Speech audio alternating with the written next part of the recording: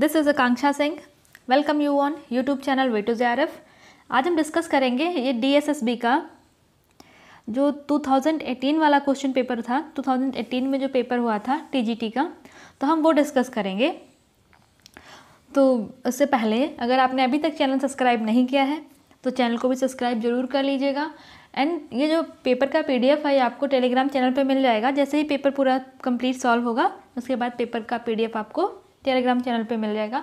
उसके लिए Telegram channel का लिंक जो है वो डिस्क्रिप्शन बॉक्स में दिया है, वहाँ से आप टेलीग्राम चैनल ज्वाइन कर लीजिए।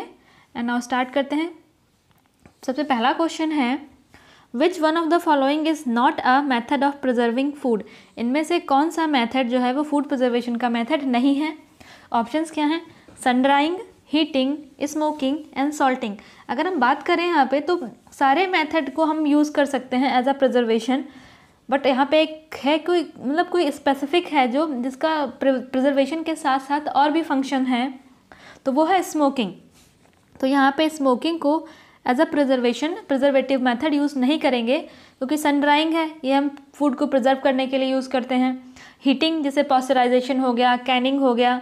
सॉल्टिंग तो बहुत ज़्यादा एंशिएंट पुराना मेथड है फूड को प्रिजर्व करने का। अब आता है स्मोकिंग। स्मोकिंग के थ्रू मेनली फ्लेवर भी जनरेट किया जाता है। जो बर्न्ट फ्लेवर आता है, जो नॉनवेज खाते हैं या जो मीट वगैरह खाते हैं उनमें देखो मीट को स्मोकिंग के थ्रू भी मीट को कुक किया जाता है, जिससे उसमें एक बर्न्ट फ्लेवर आता है, मीन्स जलने का फ्लेवर आता है। तो इसको प्रिजर्वेशन के साथ साथ कुकिंग के लिए भी यूज़ करते हैं। तो यहाँ पे अगर कोई स्पेसिफिक हम बात कर रहे हैं प्रिजर्वेशन मेथड की, तो सन ड्राइंग, हीटिंग और साल्टिंग ये प्रिजर्वेशन मेथड है। और स्मोकिंग जो है ये फ्लेवरिंग के लिए भी यूज़ होता है, इसलिए इसको प्रिजर्वेशन मेथड में यहाँ पे कंसीडर नहीं किया गया है। Why food grains dried after harvested. Harvesting के बाद फूड ग्रेन्स को ड्राई क्यों किया जाता है? So that they reduce in size, so that it is easy to cook, to increase their self life, to not get attracted by rodents. देखो जैसे harvesting होती है, जैसे वीट हो गया, मेज हो गया, ये जब फील्ड से या खेत से जब घर आते हैं तो उनको पहले सुखाया जाता है, उनके बाद स्टोर करके रखा जाता है। और अगर ऐसे ही रख दिया तो वो बहुत जल्दी ख़राब हो जाते हैं, क्योंकि उनमें मॉइस्चर कंटेंट ज़्यादा होता है। और जहाँ पे मॉइस्चर कंटेंट ज़्यादा होगा वहाँ पे बैक्टीरियाज, माइक्रो ऑर्गेनिज्म जल्दी अफेक्ट करेंगे। और जो ग्रेन्स हैं इनमें अमाउंट ठीक ठाक अमाउंट अच्छे अमाउंट में कार्बोहाइड्रेट भी होता है, मीन्स ग्लूकोज, जो माइक्रो ऑर्गेनिज्म को ग्रो करने के लिए उनका जो बेसिक रिक्वायरमेंट है वो भी वहाँ से फुलफ़िल हो रही है। तो इसीलिए जो ग्रेन्स हैं इनको ड्राई किया जाता है, जिससे उनकी जो सेल्फ लाइफ है उसको इंक्रीज़ किया जा सके। The tympanic cavity comes under which part of the ear. जो टिम्फेनिक कैविटी है ये ईयर के कौन से पार्ट में आती है? तो यहाँ से तो क्लियर है कि जो टिम्फेनिक कैविटी है ये ईयर में प्रेजेंट होती है। और ईयर के कौन से पार्ट में होती है? तो ये जो ईयर का जो मिडिल पार्ट होता है, ईयर के मिडिल पार्ट में टिम्फेनिक कैविटी प्रेजेंट होती है। तो यहाँ से देखते हैं, the food industry contributes to the Indian GDP। देखो पहले इसका आंसर था वो ठीक है, जो अभी हमारा 2015 का डेटा है, सबसे ज़्यादा रिसेंट डेटा यही है। तो 2015 का जो डेटा है उसमें जो इंडियन GDP दिया है फूड इंडस्ट्री के द्वारा कि जो फूड इंडस्ट्रीज़ हैं वो हमारी इंडियन GDP में कितना कंट्रीब्यूट कर रही है, तो वह है 14%। तो अगर अभी नया क्वेश्चन आएगा तो वो 2015 के डेटा के अकॉर्डिंग आएगा, तो आपको याद रखना है 14%। Digestion and are the two chief function of digestive system. Digestive system के दो सिंपल फंक्शन क्या हैं? एक तो डाइजेशन हो गया, दूसरा क्या होता है? दूसरा होता है एब्जॉर्प्शन। रिस्पिरेशन हमारी श्वसन प्रक्रिया के लिए होता है, जो हम सांस लेते हैं। उसका एक्सक्रीशन, जो बॉडी में जो वेस्ट प्रोडक्ट्स हैं उनको बॉडी से बाहर करना, एक्सक्रीट आउट करने के लिए एक्सक्रीशन होता है। मेटाबॉलिज्म, जो बेसिक फूड का जो डाइजेशन हो रहा है उसमें मेटाबॉलिज्म हेल्प करता है, तो ये मेटाबॉलिज्म अलग है। तो डाइजेस्टिव सिस्टम के जो दो फंक्शन क्या हैं, वो एक तो डाइजेशन है, दूसरा एब्जॉर्प्शन है। नेक्स्ट क्वेश्चन आता है, the method of and techniques, जो भी मेथड और टेक्निक्स यूज्ड होते हैं to transform raw ingredients into finished and semi finished product is called. जो कोई हमारे पास रॉ इंग्रेडिएंट है, लाइक सिंपल सा हमारे पास वीट है, जो फील्ड से आया है, जो खेत से आया है, वो वीट है हमारे पास, तो उसमें वो रॉ फॉर्म में है तो उसको प्रोसेस करेंगे, उससे कोई प्रोडक्ट बना लेंगे। सेमी फिनिश्ड लाइक फ्लोर बना लिया, या फिर टोटली प्रोडक्ट फिनिश्ड प्रोडक्ट में सेमोलिना बना दिया या फिर पास्ता बना दिया। तो ये इसमें हम कौन सी टेक्निक और मेथड यूज़ कर रहे हैं? तो वीट की यहाँ पे प्रोसेसिंग हो रही है, तो यहाँ पे जो हम मेथड यूज़ कर रहे हैं वो हो गया फूड प्रोसेसिंग। टेक्नोलॉजी मीन्स हम उसमें क्या टेक्नोलॉजी यूज़ कर रहे हैं उसको हम बोलेंगे टेक्नोलॉजी। फूड साइंस जहाँ पे हम न्यूट्रिएंट्स की बात करते हैं, न्यूट्रिशन की बात करते हैं, वहाँ पे आता है food science. The encoding which linearly decrease as a set period of time. Encoding जो टाइम के साथ धीरे धीरे डिक्रीज होती रहती है उसको क्या बोलते हैं? तो वो होता है रैंप फंक्शन। तो रैंप फंक्शन बेसिकली होता क्या है कि एक ग्राफ जैसा होता है, ठीक है। ये जीरो वैल्यू होती है यहाँ पे, इधर साइड पे सारी पॉजिटिव वैल्यूज़ होती हैं, इधर साइड पे सारी निगेटिव वैल्यूज़ होती हैं। यहाँ पे भी सेम वैल्यूज़ होती है ऐसे 1 2 3। तो इसमें ये टाइम के साथ साथ इसका ग्राफ अगर टाइम के साथ साथ अगर वैल्यूज़ कम होती जा रही हैं तो ये निगेटिव की साइड जाएगा, अगर वैल्यूज़ बढ़ रही हैं तो ये पॉजिटिव की साइड जाएगा। तो जो लीनियर डिक्रीज एंड इंक्रीज दिखाता है एक टाइम पीरियड के साथ वो होता है रैंप फंक्शन। बाइनरी इनकोडिंग क्या होती है? जो कंप्यूटर में यूज़ करते हैं 0 and 1 वाला। फिर नेक्स्ट क्वेश्चन क्या आता है? Is a highly dynamic process where participants mutually exchange करते हैं और इंटरप्रेट करते हैं लिंग्विस्टिक एंड जेस्चरल सिग्नल्स। यहाँ पे क्या होता है, ये तो क्लियर हो गया। यहाँ से ये मेथड है कम्युनिकेशन का। यहाँ पे हम कम्युनिकेशन की बात कर रहे हैं जहाँ पे पार्टिसिपेंट्स अपने आइडियाज़ को म्यूचुअली एक दूसरे से एक्सचेंज करते हैं, वो through gestures, through language, through signal. और तो सबसे ज़्यादा इफ़ेक्टिव कहाँ पे होता है ये जो भी हम आइडियाज़ एक्सचेंज कर रहे हैं, तो सबसे ज़्यादा इफ़ेक्टिव कहाँ पे होगा? Face to face communication, online communication, mass communication and group communication. तो जो सबसे ज़्यादा इफ़ेक्टिव होता है वो होता है फेस टू फेस कम्युनिकेशन पे। देखो जैसे अभी यहाँ पे मैं एक्सप्लेन कर रही हूँ, ठीक है। अगर फेस टू फेस कांटेक्ट होता तो ये ज़्यादा इफ़ेक्टिव होता। और ऑनलाइन में ठीक है, जैसे अभी यहाँ पे है, देखो मैं एक्सप्लेन कर रही हूँ पर इंटरेक्शन नहीं है तो बहुत ज़्यादा इफेक्टिव नहीं है। मास कम्युनिकेशन में हर किसी को चांस नहीं मिलेगा कि वो अपने पॉइंट ऑफ व्यू को प्रेजेंट करें। यहाँ ग्रुप कम्युनिकेशन भी सेम है, यहाँ पे बहुत सारे लोग, अगर चांस मिला भी तो उतना ज़्यादा इफेक्टिव नहीं होता है यहाँ पे कम्युनिकेशन। तो सबसे ज़्यादा इफेक्टिव वे ऑफ जो कम्युनिकेशन होता है वो होता है फेस टू फेस कम्युनिकेशन, जहाँ पे हम आमने सामने बात करते हैं। वो जो कम्युनिकेशन है वो सबसे ज़्यादा इफेक्टिव होता है face to face communication. The number of molar teeth present in a normal adult. जो नॉर्मल एडल्ट्स होते हैं उनके माउथ में मोलर टीथ कितने मोलर टीथ प्रेजेंट होते हैं? तो टोटल नंबर ऑफ 12। ये तो याद करने वाली चीज़ें हैं क्योंकि ह्यूमन फिजियोलॉजी से क्वेश्चन है। तो जो टोटल मोलर टीथ होते हैं वो एडल्ट में वो होते हैं 12। Jaundice is the symptom of disorder. Jaundice कौन से डिसऑर्डर का सिम्टम है? ऑप्शंस हैं liver, stomach, intestine and kidney. तो जॉन्डिस जो है वो जब लीवर डिसऑर्डर होता है, लीवर में कोई प्रॉब्लम होती है तो वहाँ से जो बाइल जूस है वहाँ पे उसका वो बिलीरुबिन में ब्रेक होने लगता है, जिससे हमारे ब्लड में जो है बिलीरुबिन का कंटेंट बढ़ने लगता है, वहाँ से होता है जॉन्डिस। तो इंटेस्टाइन की बात करें तो इंटेस्टाइन में सारे जो न्यूट्रिएंट्स हैं वो जाके अब्जॉर्ब होते हैं। किडनी की बात करें तो यहाँ पे नेफ्राइटिस होगा, नेफ्रोसिस होगा, तब किडनी होगा। फिर ये क्वेश्चन है, people can buy new clothes rather frequently you because of.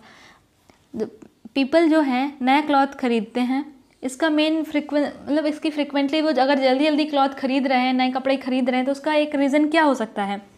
Increase in income, prizes of cloth, change in trend, peer influence. तो अगर पीपल जल्दी जल्दी से क्लॉथ खरीद रहे हैं, फ्रिक्वेंसी उनके जो कपड़े खरीदने की ज़्यादा है, तो हो सकता है उनके पास इंक्रीज इन इनकम। जब इनकम हमारे पास या सोर्स ऑफ इनकम बढ़ जाता है तो मोस्टली लोग जो हैं वो कपड़ों पे जल्दी पैसे को खर्च करते हैं। तो इंक्रीज इन इनकम जो है वो अफेक्ट करता है जो क्लॉथ को खरीदने की जो फ्रिक्वेंसी है उसको। The I is situated in the, जो आँखें हैं वो कौन सी कैविटी में सिचुएटेड होती हैं? तो आँखें जो हैं ये ऑर्बिटल कैविटी में सिचुएटेड होती हैं। उसके बाद है क्रैनियल कैविटी। तो क्रैनियल कैविटी क्या है? जो हमारा स्कल है, जो ब्रेन है, इसके अंदर जो स्पेस है उसको बोलते हैं हम क्रैनियल कैविटी। ओरल कैविटी हमारे माउथ में होती है, ओरल नाम से ही क्लियर है, ओरल मीन्स माउथ। तो ओरल कैविटीज़ जो होती हैं ये माउथ में होती हैं। उसके बाद आता है डोर्सल कैविटी। तो डोर्सल कैविटी भी एक ये continuous increase of cavity located on the dorsal side of the body, means जो हमारा CNS है, सेंट्रल नर्वस सिस्टम है, जब CNS ब्रेन से स्टार्ट होके ये बैकबोन जहाँ पे एंड हो रहा है, ये यहाँ पे जो कैविटी होती है इसको हम बोलते हैं डोर्सल कैविटी। नेक्स्ट हिंदी में आता है तो हम हिंदी में भी देख लेते हैं। निम्नलिखित में से भोजन को परिरक्षित मीन्स प्रिजर्व करने की कौन सी एक विधि नहीं है? तो ये स्मोकिंग, ये फ्लेवर के लिए भी यूज़ करते हैं। ध्वनि गुहा कान के किस भाग के अंतर्गत आती है? तो ये मिडिल ईयर के अंतर्गत आती है। कटाई के बाद अनाज को सुखाया क्यों जाता है? ताकि उनको लंबे समय तक प्रिजर्व करके रखा जा सके। पाचन और पाचन तंत्र के मुख्य कार्य क्या हैं? पाचन तंत्र के 2 मुख्य कार्य हैं, वो क्या क्या है? एक तो पाचन हो गया और दूसरा अवशोषण हो गया, मीन्स एब्जॉर्प्शन। जो खाद्य उद्योग जो है भारतीय GDP में कितने का योगदान करते हैं? तो वो 14% का योगदान कर रहे हैं प्रेजेंट टाइम में। वह कूट लेखन जो रैखिक रूप से एक निश्चित समय अवधि के लिए घटता है, तो वो होता है रैंप फंक्शन। फिर आता है कच्ची सामग्री को पूर्ण और आधे उत्पादों में रूपांतरित करने वाली विधि और तकनीकी कहलाती है। तो क्या कहलाती है? वो कहलाती है फूड प्रोसेसिंग। जहाँ एक सामान्य वयस्क में उपस्थित चवर्ण दांतों की संख्या कितनी होती है? मोलर टीथ कितने होते हैं? वो होते हैं 12। जहाँ अत्यंत गतिशील प्रक्रिया है, जहाँ प्रतिभासी आपस में भाषाई और हाव भाव के संकेतों का विनिमय करते हैं, वो होता है फेस टू फेस कम्युनिकेशन, आमने सामने का संप्रेषण। पीलिया एक विकार का लक्षण है। तो पीलिया क्या डिसऑर्डर होता है बॉडी में जिससे पीलिया होता है? तो जब लीवर में, यकृत में कोई डिसऑर्डर होता है तो वहाँ से पीलिया होता है। आँख स्थित है तो जब ओरल कैविटी ऑर्बिटल कैविटी होती है उसमें आँख उपस्थित होती है। लोग अपेक्षाकृत अधिक तीव्र से नए कपड़े खरीद सकते हैं क्योंकि जब उनकी आय में बढ़ोतरी होती है, जब उनकी इनकम इंक्रीज होती है तो वो ज़्यादा कपड़े खरीद सकते हैं। नेक्स्ट क्वेश्चन आता है, are a manufacturers means of product identification. कोई मैन्युफैक्चरर है, उसने अपना प्रोडक्ट बनाया है, तो उसको लोग कैसे पहचानेंगे? थ्रू प्राइस, ब्रांड, क्वालिटी या बारकोड। देखो प्राइस तो हो सकती है, बहुत सारे जो प्रोडक्ट है उनकी एक जैसी हो, ठीक है। तो अगर कोई मैन्युफैक्चरर ने कोई प्रोडक्ट बनाया है तो उसको हम थ्रू ब्रांड के, उसकी ब्रांड देख के हम उसको आइडेंटिफाई करते हैं। जैसे जीन्स है तो देखेंगे लेवाइस की है, ठीक है, ली कूपर की, तो वहाँ से हम कहाँ से उसको हम आइडेंटिफाई कर रहे हैं? तो हम उसको आइडेंटिफाई कर रहे हैं उसके ब्रांड से। Which of the following is not a fastener. इसमें से फास्टनर क्या नहीं है? फास्टनर जिससे हम चीज़ों को पकड़ते हैं या फास्ट बांध के रखते हैं उसको बोलते हैं फास्टनर। जैसे बटन्स हो गए, आईलेट्स एंड कॉर्ड्स हो गए, हुक एंड आई, ये तीनों जो है ये फास्टनर है। इनको हम कपड़ों में यूज़ करते हैं। जैसे बटन है तो कपड़े बटन बंद करने के लिए यूज़ करते हैं, आईलेट्स हैं, स्ट्रिंग्स हैं, कॉर्ड मीन्स स्ट्रिंग या डोरी वगैरह हैं तो हम बांधने के लिए यूज़ करते हैं।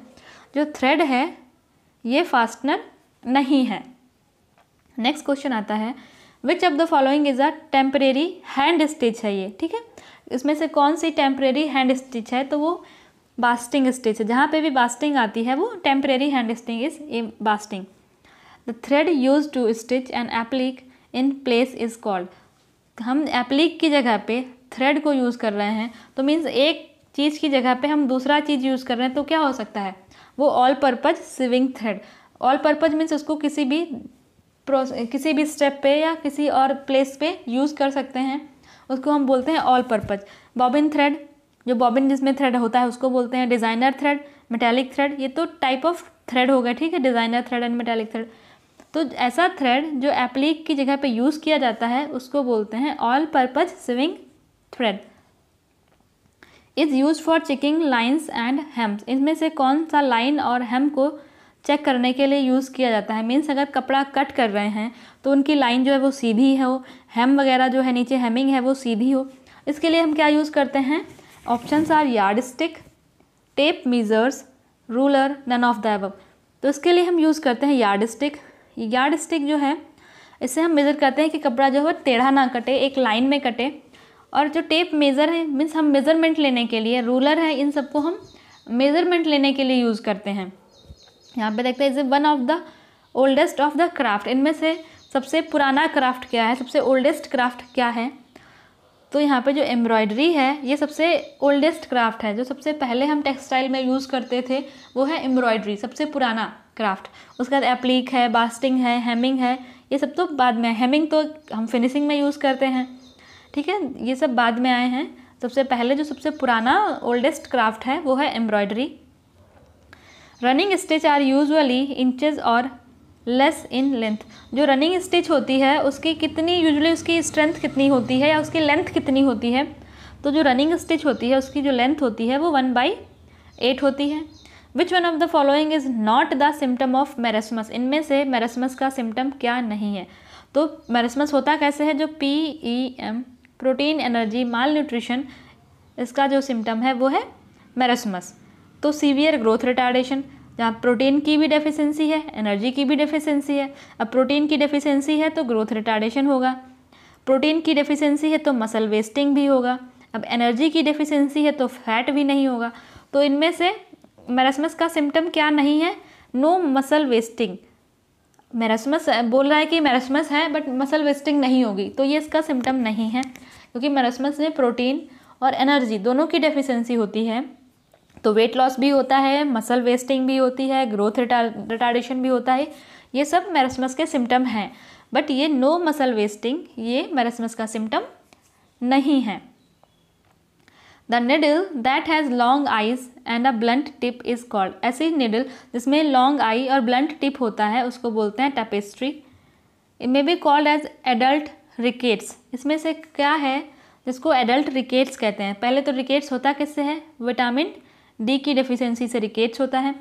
जो बच्चों में होता है उसको रिकेट्स बोलते हैं, जो एडल्ट्स में होता है उसको ऑस्ट्रोमलेशिया बोलते हैं। तो यहाँ पे एडल्ट रिकेट पूछा है तो एडल्ट रिकेट को ऑस्ट्रोमलेशिया बोलते हैं। बट जो ओल्ड एज के पीपल में विटामिन डी डिफिशिएंसी से क्या होता है वो आपको कमेंट सेक्शन में आंसर करके बताना है कि जो ओल्ड एज के पीपल हैं, ठीक है, उनमें जब विटामिन डी की डेफिशिएंसी होती है तब उनमें कौन सा डेफिशिएंसी डिजीज़ होता है, कौन सा विटामिन डी की डेफिशिएंसी से कौन सा डिजीज़ होता है, ये आपको कमेंट सेक्शन में बताना है।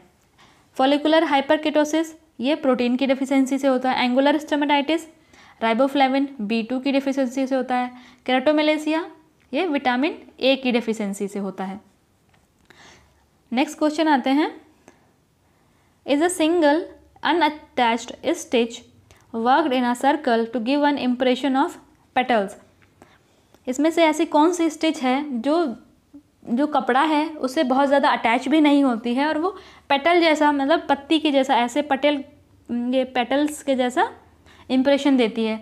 तो ऑप्शन क्या है? Chain stitch, satin stitch, split stitch and lazy daisy stitch. तो देखो चेन स्टिच और लेजी डेजी स्टिच लगभग एक जैसे होती हैं, बट यहाँ पे एक टर्म यूज किया गया है अनअटैच्ड स्टिच। तो अनअटैच्ड की बात हुई है तो यहाँ पे आता है लेजी डेजी स्टिच। अगर आपने लेजी डेजी स्टिच देखी होगी तो कपड़े में बिल्कुल लूज सी स्टिच रहती है, ऐसे इस टाइप लीफ टाइप का पैटर्न देते हैं, उसको बोलते हैं lazy daisy stitch. Which one of the following is not due to zinc deficiency. इसमें से कौन सा है जो जिंक डेफिशिएंसी की वजह से नहीं होता है? तो ऑप्शंस क्या हैं? एक्रोडर्मेटाइटिस, इंटेरोपैथिकिस, हाइपोग्यूजिया, हाइपोस्मिया, क्रेटिनिज्म। तो क्रेटिनिज्म है ये आयोडीन की डेफिशिएंसी से होता है, ये जिंक की डेफिशिएंसी से नहीं होता है। अब हम देखते हैं एक्रोडर्मेटाइटिस ये है क्या। जब एक्रोडर्मेटाइटिस मीन्स जब यहाँ पे होता है कि इनएबिलिटी टू एब्जॉर्ब जिंक, जब इंटेस्टाइन से जिंक को है जो वो एब्जॉर्ब नहीं हो रहा है, इस कंडीशन को बोलते हैं एक्रोडर्मेटाइटिस इंटेरोपैथिकेसी। ठीक है, ये 3 टाइप का हो सकता है। एक तो इनबॉर्न होता है, ठीक है, 2 जो बचे वो 2 एक्वायर्ड होते हैं, मीन्स वो कोई डिजीज़ हो गया या कोई कुछ और भी कारण हो सकते हैं, जैसे अगर क्रोनिक डायरिया हो गया तो वहाँ से जो हमारा ये इलेक्ट्रोलाइट बैलेंस है वो डिस्टर्ब हो जाएगा, तो वहाँ से जिंक का एब्जॉर्प्शन कम हो जाएगा। इनबॉर्न है अगर तो इनबॉर्न है तो वो ट्रीटमेंट के थ्रू क्योर नहीं हो सकता क्योंकि इनबॉर्न है। तो ये होता है एक्रोडर्मेटाइटिस इंट्रोपैथिका, जब इंटेस्टाइन से जो जिंक है वो एब्जॉर्ब ही ना हो। उसके बाद आता है हाइपोग्यूजिया, जब जिंक जहाँ हाइपोग्यूजिया मीन्स जब जिंक की डेफिशिएंसी से होने वाली डिजीज़ है, जब हमें टेस्ट नहीं आता है, कुछ भी हम खा रहे हैं उसका टेस्ट ना आना मीन्स टेस्टलेस लगना, वो होता है हाइपोग्यूजिया। हाइपोस्मिया, हाइपोस्मिया मीन्स जब स्मेल भी नहीं है, सेंस ऑफ स्मेल की हम कुछ स्मेल ले रहे हैं किसी भी चीज़ की, ऑर्डर नहीं आ रहा है, स्मेल नहीं आ रहा है, उसको बोलते हैं हम हाइपोस्मिया। तो आगे हिंदी में है वो भी हम देखते हैं। निर्माता का उत्पाद पहचान का माध्यम है तो वो है ब्रांड। निम्नलिखित में से कौन सा एक बंधनकर्ता नहीं है, तो धागे जो है वो बंधनकर्ता नहीं है। निम्नलिखित में से कौन सा अस्थायी हैंड टाँका है, सख्त नहीं, वहाँ पे हार्ड लिखा था इसलिए सख्त हो गया, यहाँ पे हैंड है, तो उसको बोलते हैं बास्टिंग, इवन बास्टिंग। एक एप्लिक का सही स्थान पर टाँके के लिए प्रयुक्त किया गया धागा उसको कहलाते हैं सर्व उद्देशीय सिलाई धागा। रेखाएं और गोटा जांचने के लिए प्रयुक्त किया जाता है वो होता है यार्ड स्टिक। सबसे पुरानी शिल्पों में से एक है एम्ब्रॉयडरी, कढ़ाई। चलाऊ टाँके सामान्यतः लंबाई में या इंच में होते हैं, 1/8 इनका होता है, जो इनकी अगर लेंथ हम मेज़र करें तो 1/8 होती है। वह सुई जिसकी लंबी आंखें और मोटी नोक होती है वो कहलाती है टपेस्ट्री। वयस्क रिकेट्स को क्या कहा जाता है, तो जो बच्चों में होता है उसको सिंपल रिकेट्स कहा जाता है, जो एडल्ट एज में होता है उसको ऑस्टियोमैलेशिया कहा जाता है, और जो ओल्ड एज में होता है उसको आपको कमेंट सेक्शन में बताना है कि जो ओल्ड एज में विटामिन डी की डेफिशिएंसी से जो डिजीज़ होती है उसको क्या बोलते हैं। उसके बाद है एक एकल बिना जुड़ा हुआ कप टाँका जो एक वृत्त में लगा है ताकि पत्तियों का प्रभाव दे उसको बोलते हैं लेजी डेजी टाँका। निम्नलिखित में से कौन सा जस्ते की कमी का कारण नहीं है, जिंक की डेफिशिएंसी की वजह से नहीं होता है, तो ये है बौनापन, क्रेटिनिज्म, जो कि आयोडीन की कमी से होता है। एंड हाँ, इसके पहले हमने DSSB के 2 क्वेश्चन पेपर सॉल्व किया है, तो 2 पार्ट में उसकी वीडियो आई है, तो वो भी आप ज़रूर चेक करिएगा। वो 2014 का क्वेश्चन पेपर हमने सॉल्व किया था, तो वो भी आपको हेल्प करेगा। एंड ये 2018 का क्वेश्चन पेपर है TGT का, तो ये इसका फर्स्ट पार्ट है। इसके और भी पार्ट्स आएंगे, तो आप अगर अभी तक आप इसकी चैनल सब्सक्राइब नहीं किया है तो चैनल को भी सब्सक्राइब जरूर कर लीजिएगा, जिससे आपको जब भी वीडियो आएगा उसका आपको नोटिफिकेशन मिल जाएगा। एंड मिलते हैं नेक्स्ट वीडियो में, तब तक के लिए wish you all the very best, good luck, bye bye.